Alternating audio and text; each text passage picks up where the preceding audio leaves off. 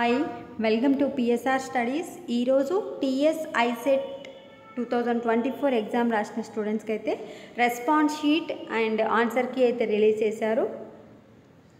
ఇంకా ఎవరైతే చెక్ చేసుకోలేదో ఆ స్టూడెంట్స్కి వచ్చేసి నేను కామెంట్ సెక్షన్లో లింక్ ఇస్తాను, ఏ విధంగా చెక్ చేసుకోవాలనేది.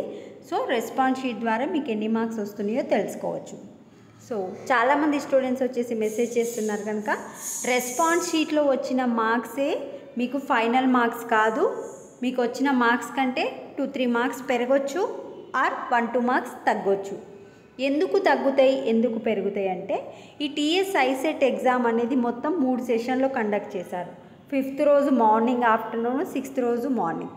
అయితే క్వశ్చన్ పేపరు ఈ 3 షిఫ్ట్లలో క్వశ్చన్ పేపర్ అనేది సేమ్ ఉండదు. ఒక సెషన్ వాళ్ళకి ఈజీ ఉంటుంది, కొందరికి టఫ్ ఉంటుంది, కొందరికి మీడియంగా ఉంటుంది.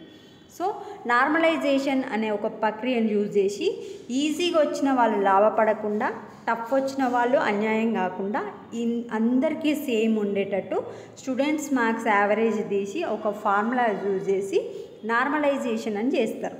సో ఈ నార్మలైజేషన్ ప్రాసెస్లో ఏమవుతుందంటే ఎవరికైతే ఏ సెషన్ వాళ్ళకైతే క్వశ్చన్ పేపర్ టఫ్ వచ్చిందో ఆ స్టూడెంట్స్కి వచ్చేసి 1-2 మార్క్స్ తగ్గడం జరుగుతుంది. అంటే ఫార్ములా ప్రకారమే తగ్గిస్తారు, కావాలని ఎవ్వరికి తగ్గారు, అందరికీ సేమ్ తగ్గుతుంది ఆ సెషన్ వాళ్ళకి. ఎవరికైతే ఈజీ సెషన్ వచ్చిందో ఆ స్టూడెంట్స్కి 2-3 మార్క్స్ పెంచడం జరుగుతుంది. సో మీకు రెస్పాన్స్ షీట్లో వచ్చిన మార్క్సే ఫైనల్ కాదు. ఎవరైనా 50కి దగ్గరలో 1-2 మార్క్స్ ఉంటే వాళ్ళకి కలవచ్చు ఆర్ తగ్గొచ్చు, డిపెండ్స్ ఆన్ మీకు వచ్చిన సెషన్.